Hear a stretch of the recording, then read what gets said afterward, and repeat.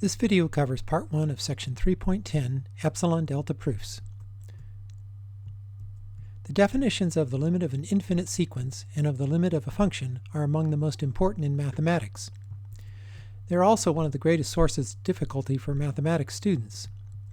In this section, we want to examine how to apply our proofwriting techniques to an epsilon delta proof. We'll start by examining proofs involving the limit of an infinite sequence. We'll see that the same general procedures apply to proofs involving the definition of a limit of a function. We begin with the definition of a sequence. A sequence is a function s from n to r whose domain is a set n of natural numbers and whose codomain is a set r of real numbers. We usually denote the value of a sequence at n using the notation s sub n instead of the usual function notation s of n with n in parentheses. We also denote a sequence s using the notation s sub n in parentheses, or s1, s2, s3, ... enclosed in parentheses. For an example, let s sub n be the sequence defined by s sub n is equal to 1 plus minus 1 to the n over n for each n in n. The first few terms of this sequence are s sub 1 is 1 plus minus 1 to the 1 divided by 1, which equals 1 minus 1, which equals 0. S sub 2 is 1 plus minus 1 squared over 2, which equals 1 plus a half, which equals 3 halves. S sub 3 is 1 plus minus 1 cubed over 3, which is equal to 1 minus a third, which is equal to 2 thirds. S sub 4 is 1 plus minus 1 to the fourth over 4, which is 1 plus 1 fourth, which equals 5 fourths. The sequence can then be written as s sub n enclosed in parentheses is equal to 0, 3 halves, 2 thirds, 5 fourths, and then we put a ... to indicate that the sequence continues indefinitely. In order to visualize the sequence, we can graph it either in the Cartesian plane or on a number line.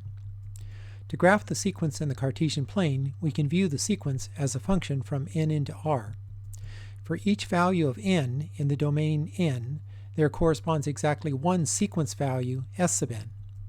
This corresponds to the point n, s sub n in the Cartesian plane.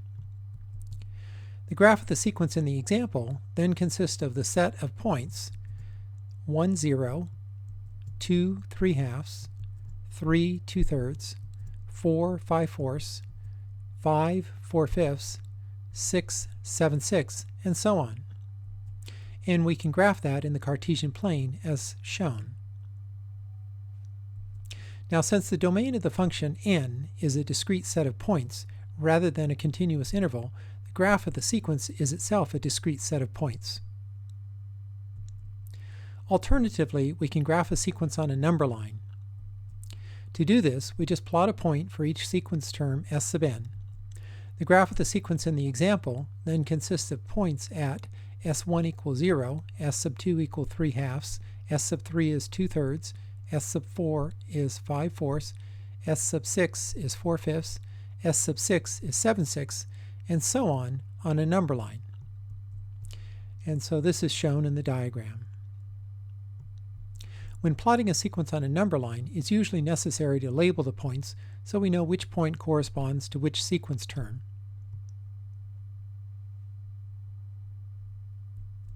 For the sequence s sub n equal 1 plus minus 1 to the n divided by n in the preceding example, as n gets larger and larger, minus 1 to the n divided by n gets closer and closer to 0, which means the sequence terms get closer and closer to a value of 1. In the graph in the Cartesian plane, the points are approaching the horizontal line y equal 1.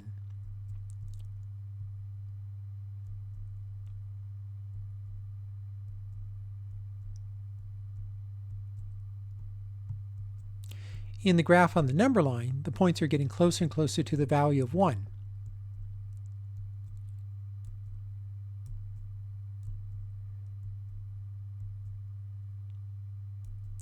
We describe this behavior by saying that the sequence converges to 1, or that the limit of the sequence is 1.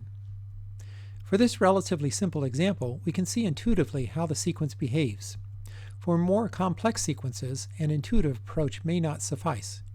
Furthermore, we need to obtain a more precise and rigorous mathematical description for terms such as closer and closer or approaches. This is furnished by the following definition.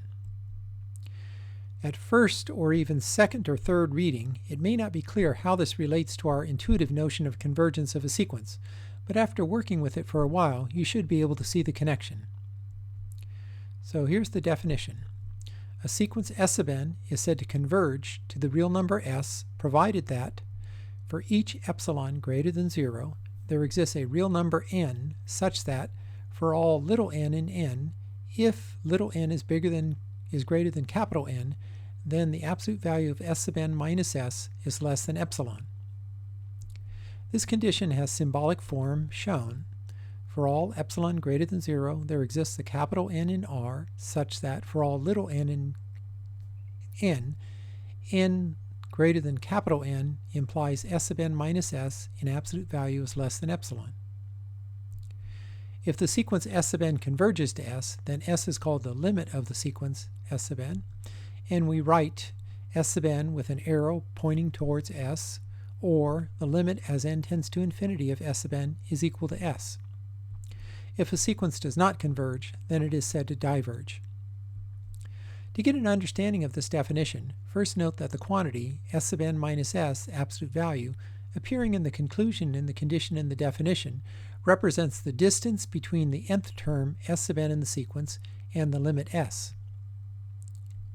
The conditional little n greater than capital N implies S sub n minus s is less than epsilon, then means that if little n is greater than capital N, then the nth sequence term S sub n is within epsilon units of the limit s.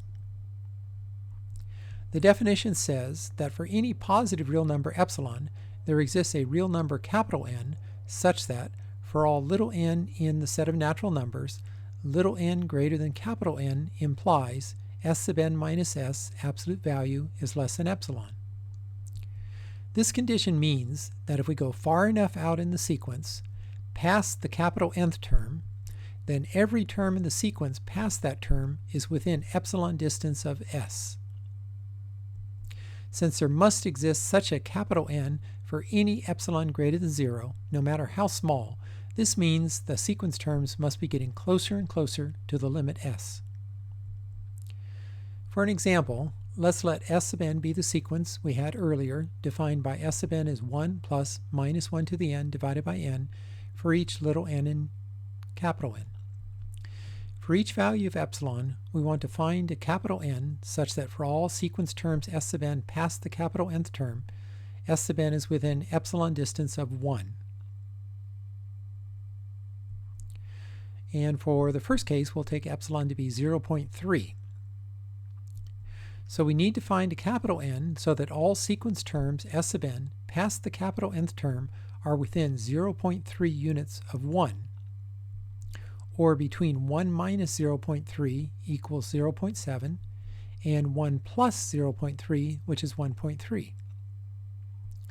This means we want all sequence terms past the capital Nth term to lie between the lines y equals 0.7 and y equal 1.3. So let's look at the graph. And let's look at the sequence terms. Now note that S sub 3 is 2/3, which is 0.66 ... which is outside this interval between 0.7 and 1.3. While S sub 4, which is 5/4, or 1.25, is inside this interval. We see then that all terms past the third term, beginning with the fourth term, are within 0.3 units of 1. This means we can choose our capital N to be 3.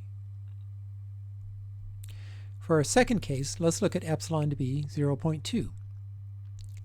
We need to find a capital N so that all sequence terms S sub n past the capital Nth term are within 0.2 units of 1, or between 1 minus 0.2, which is 0.8, and 1 plus 0.2, which is 1.2. This means we want all sequence terms past the capital Nth term to lie between the lines y equals 0.8 and y equal 1.2. We'll again look at our sequence terms. Note that s sub 5, which is 4/5, or 0.8, is right on the boundary of this interval, so is not between the two lines. While s sub 6, which is 7/6, or 1.166 ... is inside this interval. We see then that all terms past the 5th term, beginning with the 6th term, are within 0.2 units of 1. This means we can choose our capital N to be 5. Note that if the number capital N satisfies the required condition in the definition, then any number greater than capital N will also satisfy the condition. That is, suppose capital N satisfies the condition for all little n and n bigger than capital N implies s sub n minus s absolute value is less than epsilon. And suppose capital N prime is greater than capital N. Then, for all little n and n bigger than capital N prime implies little n is greater than capital N, which implies s sub n minus s is less than epsilon. Therefore, capital N prime also satisfies the condition for all n and n bigger than capital N prime implies s sub n minus s is less than epsilon. This means that once we've found a capital N satisfying the condition in the definition, then any number larger than capital N will also satisfy the condition. Because of this, we can always assume that capital N is a natural number. If capital N is not a natural number, then just replace it with any integer larger than capital N. This allows us to talk about the nth term of the sequence, which helps in obtaining an intuitive understanding of the definition of the limit of a sequence.